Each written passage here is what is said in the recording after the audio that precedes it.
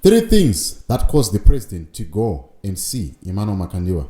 And I'm going to give you with figures why it is important for SANU-PF to consolidate their power in the upcoming elections.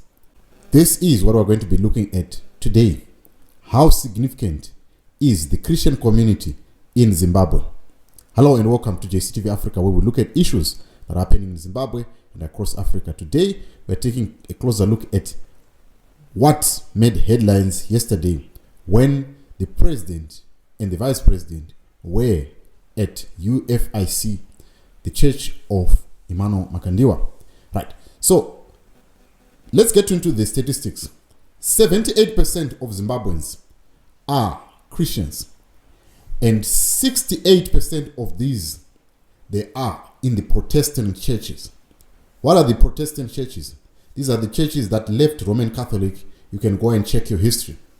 So these are the Pentecostal churches, the churches that believe in miracles, the churches that do not worship. They worship in buildings and all of that. Okay, let's get into the numbers again. Between 200 to 300,000 people are attending Emmanuel Makandiwa's church. And let's go to ZCC. They say between 300 to 600,000 are members of the ZCC, which Nehemiah Mtendi leads. The numbers even get bigger. Let's go to the Zayoja Church. Zayoja Church has about 2 million plus members. If we combine this number, it is closer to the numbers of Nelson Chamisa and E.D. Mnangagwa combined. What is the influence of the pastor or a leader of a church to the ordinary Zimbabwean? On a weekly basis, most of these churches, they hold 2 services.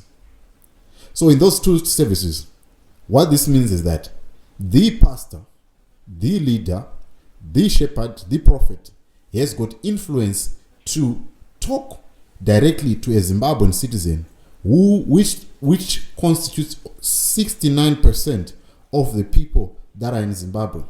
69% people that probably are eligible to vote. This is the number. 2 or 3 times services are held by these pastors on a weekly basis. That's how much influential these churches are.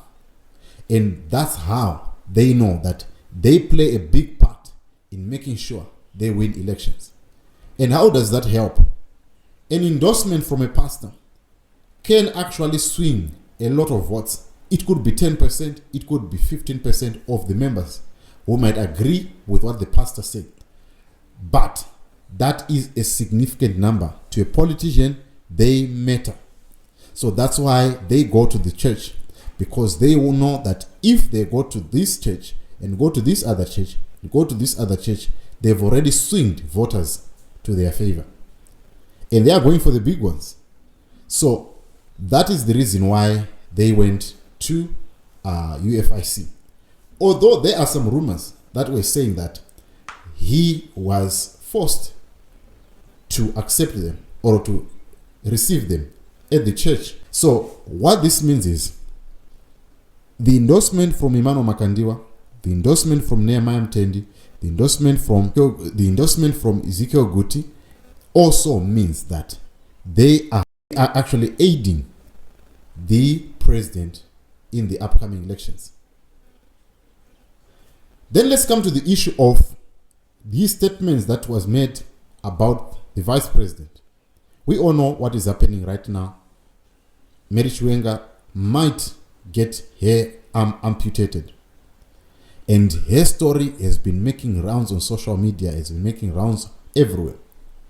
And she has been she has been given a sentence to pay 60,000 or face jail time. However, I might not know the intimate details of what happened, whether she did it or not.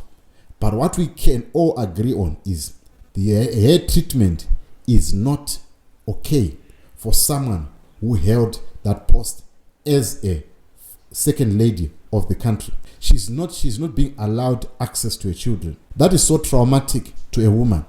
And the pastors, the churches, they should be standing up on the side of Mary Chiwenga here And that is where Emmanuel Makandiwa missed it. He could and he has the power to rebuke the vice president. We understand that we cannot interfere in your issues. But what we can say, please give this woman access to your children or access to medical health. That is very, very important. Anyway, that is all that I have. Tell me what you think about Emmanuel Makandiwa's speech and what he said about the vice president and the backlash that he got on social media. What do you think? A lot of people were disappointed. I had friends who go to the church who were saying, we are also disappointed. Are you also disappointed in the man? I'd love to hear from you. Thank you so much for watching. Please subscribe to JCTV Africa. I'll see you on the next episode. And I'm out.